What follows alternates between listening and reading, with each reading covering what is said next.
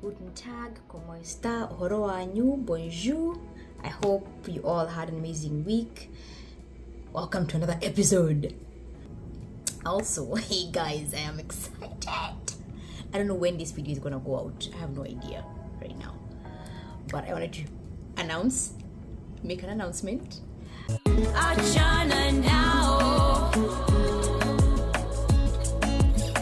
They said this love was fake.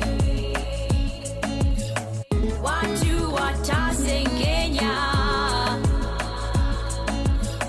Haters are gonna hate. But we are Bonnie and Clyde. Baby Bonnie and Clyde. Sitakuacha, siendi kokote. You're right or die, girl. You're number one fan. Nini wako milele. Nothing has been easy. I have been meaning to make a series of culture shock, my culture shocks after moving to the United States from Kenya. A little background: I moved to America in 2013. It was around August, so summer. And the very first things I found wild was the fact that the day was so long. What do I mean? It was 8 o'clock and the sun had not set. And it completely just threw me off. Because, yeah, you guys, back home, okay, we live right by the equator. And yeah, 6:30, boom, Giza. It's dark. 7 p.m. it's dark no matter what day. No matter what time of the year, it's dark. It's by 7 p.m. it's dark. So living in a place where I'm looking outside and the windows are, I'm like, what is going on? I was so confused. Yeah, that's the long summers, the long days and the short nights. Thankfully it was Georgia, so there isn't a lot of shock as far as the weather went. But of course the AC, I used to go outside to sunbathe because the house was being kept at way too cold a temperature. I like warmth. My house stays at like 77 at the lowest, and right now it's because it's too hot. Otherwise it would be a 78 and I'm comfortable. The other thing would be the food. Hey, that like require its own series. I had been warned about American food. I had been warned that it just tastes its own way. It barely has flavor. You have to season it with the blood of Jesus for it to taste like anything. So I was expecting that, but oh my gosh, I was still very disappointed. Luckily, years later, I discovered the farmer's market, and I learned that if you go there and buy chicken from there, it actually tastes like chicken, not paper mache, right?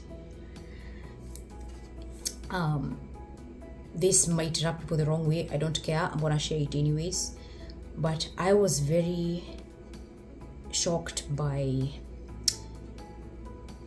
people in Kenya. Okay, so right now things are different. The society is changing, and I'm not sure it's in a good way. I'm not sure what's going on, but we don't have people in the LGBTQ very out there with it. They don't walk around and they're in your face. I've never seen that at all. My 20-something years of living in Kenya, I never once saw that. In America, it was very evident. It was very evident. I remember going to a dollar store with my then ex-husband now, and standing in the queue to check out. So we're at the register, we're trying to check out, and I see this person who looks like a man, but they're wearing a wig and makeup. They have the long nails, and I was so confused. I stood there and I was almost frozen on the spot, and I was like, I just called him. I was like, hey, Jesus, is that a man or a woman? Because he seems so blasé about it. This is something you see all the time. Now I'm used to it because we become desensitized over time. You see it so much, it stops. The shock value goes away. But at that time, I was like, and I was trying to hide it. I was trying to hide the shock, because then you want to be rude. And he says, oh yeah, that's a man. And I'm like, but he's wearing a dress. And he goes like, oh, so Now it's nothing. Again, people here just express themselves a certain way, and I was like, I guess I am in America now, you know. That was one of the culture shocks. It's the very loud self-expression of people in the LGBTQ people. I'm not gonna say community because that's another thing by itself. That's a whole toxic thing by itself. I just mean individuals who identify as, you know, LGBTQ. And yeah, that took some getting used to. I'm gonna say that one. Hey, it took some getting used to. It's not necessarily homophobia, because that's what first of all, that's not even a thing. No one is afraid of you. No one is afraid of anyone. I don't think that's a thing. But even I never had any disdain. It was just a culture shock. Again, it's a culture shock because I had never seen that back home. So it was very in my face, and I was like, whoa, you know. The other thing I can think of that I had to get used to was the time change, which kind of goes with the weather. But the time change, the whole skipping 1 hour forward and jumping 1 hour back, I was that to this day. It still raffles me, because I understand why. I don't understand why it doesn't apply to Arizona. So at some point, Arizona and California are on the same time zone during the fall. But anywho, that also really messed with my brain. And yeah, even Americans get confused by that one. That's something I'm never gonna get used to. I just know we spring forward, so we 1 hour ahead in the spring, and then we fall back. That's the easiest way to remember. And then fall back 1 hour, which, you know, and then somehow that makes sense, and everyone just does it, so we all do it. The measuring system, something else that threw me off completely. In Kenya, we have the metric system. Here they use the imperial system. So back home, things are in kilograms, then kilometers, then meters. In America, it's feet and yards and pounds and miles. And to this day, you'll hear me saying how many meters. In my head, I can't calibrate the feet in the yards. I just cannot. So it's the measure. It's something else, you guys. How much processed food exists is insane to me. People don't like to walk. People are don't catch feelings, y'all. Don't catch feelings. But Americans will take the easiest way out.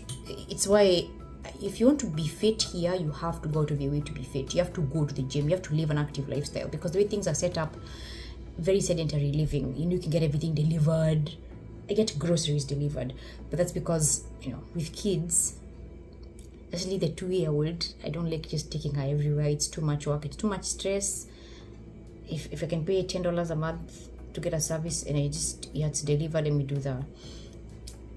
But it's very easy for you to live a very lazy lifestyle. You have to drive most places because the way things are set up here, there aren't sidewalks everywhere. You can just walk to wherever you're going. The weather is too extreme. Back home, being active is part of life. You must stay active. It's just the way things are set up. You have to walk to the bus stop, take a bus. I used to, walk from the bus stop to the office, back to the bus stop, and from the bus stop to your house. It's just the way things are. You have to go to the market physically to get things. Food is healthy and organic. Here, it's a different story altogether, and I'll make another video covering how I've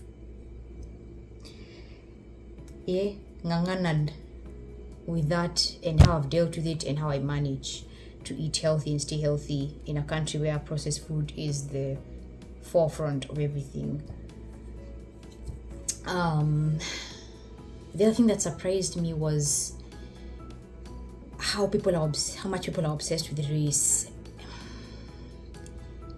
I've made several videos touching on this, but when I have never been called black in my life until I lived in America. I have never once been told, oh, you're a black queen, or you're black. I was like, I'm not black. Off the bat, I said I wasn't black. And it confused people. People who hold pride in their skin tone will never understand why you say you're not black or you're not white. Because I'm like, I'm not a color. Black is this is black. That's black. I do not look like that. If anything, I'm brown.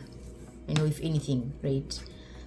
No one is white, because white is this. This is white. No one is this light. Even Edward Cullen, the vampire, was not that white, deal. And I realize it's one of those social things.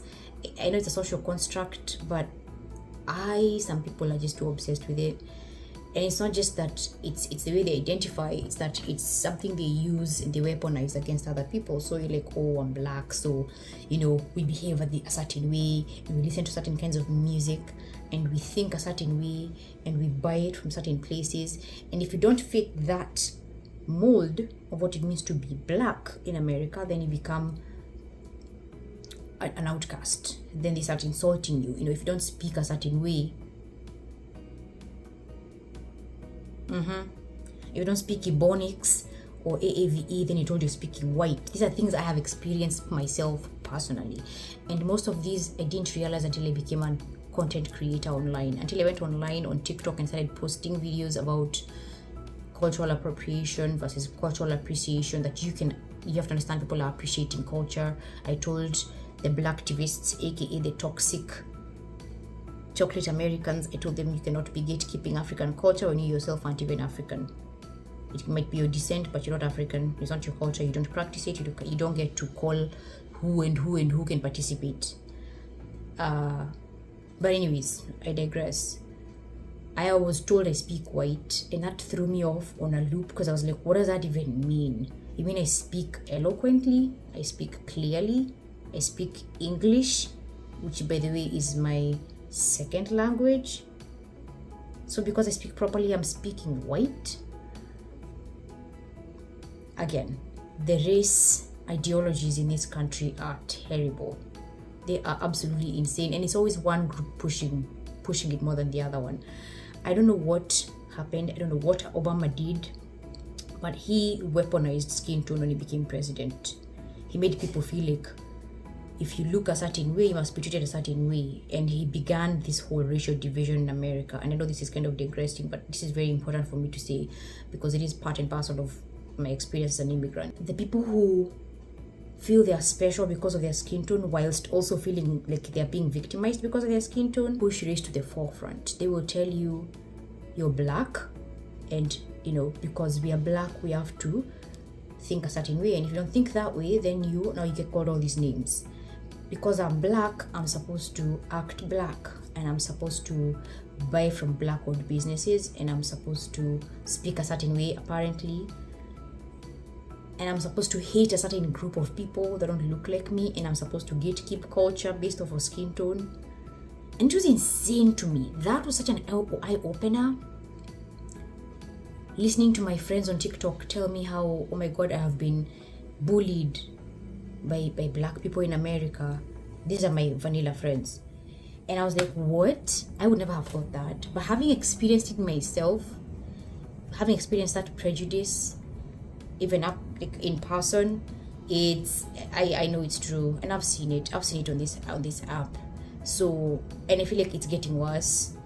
That's something it's a culture shock, but it's also a wake-up call, and it's also something that makes me worry, because when you start using your skin tone to divide yourselves and segregate yourselves, but on purpose, whilst claiming a painful history that you are not part of, it bugs me. It really does. I don't want to digress too much, but that's been something that I cannot get used to as an immigrant. Hearing things like systemic racism. So I'm gonna put it this way. I have been shocked by the racism that exists here, and not from the people I thought it was gonna come from. Let's put it that way. It's been a it's been a roller coaster. These are all topics I will touch on in depth later. I just want to cover this more like a culture shock and things that just shocked me as an immigrant living in America. The patriotism in America also, but that's a good thing. I have never seen people so proud to be American or proud to be of a certain nationality ever in my life. I mean, Kenyan have Kenyan patriotism, and we all wear these. That's how to spot a Kenyan. They're wearing this one. Because I love Kenya. You love the country you grew in. Well, if it's good, it's a good place. But the government can really mess that up for you. The Kenyan government being so corrupt, and there's this really huge gap between the poor and the rich. There's a lot of tribalism, at least there used to be. It still exists to some extent. The nepotism, the favoritism. But at the same time, I was so proud of my own accomplishments, and that's what made me proud to be Kenyan. But when I moved to the United States, it was mind-blowing how much Americans are. They're just like, America!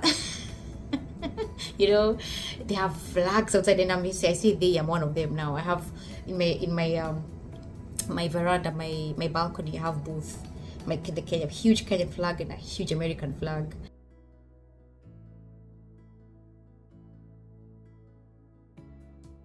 Because I'm proud of both. I'm a dual national, I'm a dual citizen. I'm proud of both my countries, but they're gonna have flags outside their house. Unfortunately, now apparently having a flag makes you a white supremacist, because again, one side of the aisle has demonized anything that resembles American pride and has replaced it with American hate, which I don't know why they're here. They could just move, but they don't want to, and we all know why. But yeah, that was something that was very shocking, but also, again, a good shock. It is a good culture shock, not a bad one. The other thing, I'm gonna finish with this, is personal space. Americans love their personal space. I love my personal space, but in Kenya, if you go to a store, like a supermarket, people will stand up at two. It's almost like you're breathing the same air. Dude, can you scooch some? I don't know you. Whenever can move. Really, and if you're at a restaurant, okay, not in a restaurant, okay, let's think. If you're at a doctor's office and there's a bench, or even seats or chairs or whatever, and there's a chair and another chair. Say there are 4 chairs. In Kenya, the next patient who comes in will sit right next to you, because why leave a space there? See, there's a space there, so they sit there. In America, they'll stay on the next. They'll skip one and sit on the next one. Why? It's just a space thing. People here, I think it's a cultural thing. People like their space. They don't like being in close quarters of each other. So that was definitely something. I mean, I did not mind it, because I've always been that way. But it was interesting to see. It was interesting to interact and see others will just be, don't touch me. I don't like hugging, and I'm like, oh. Because I'm a hugger. I am a hugger. I will hug you all day. I don't care if it's the first time we're meeting, because back home is how we do it. Even the first time you meet people, you're like, hey, what's up? My name is Mark. What's up? You hug, you say hello, because it's a cultural thing. We're just friendly, and physical touch is not a biggie. In America, you can't just assume people are touchy, so you have to check. Hey, do you hug? Yes. Okay, cool. Or no. Then, it's kind of awkward in the beginning until you get used to it. Don't take it personally, because it's just the way people are. But that took some getting used to. And at some point I was like, what is going on here? By the doctor's office, someone would come in and sit at Pale. And I'm like, am I stinking or something? I'm not sick. I'm just here for, a regular checkup. But it's one of those just cultural norms that are different. And it just takes time to get used to it. Boy, has it been a journey. I am going to share so much with you guys. I've been meaning to.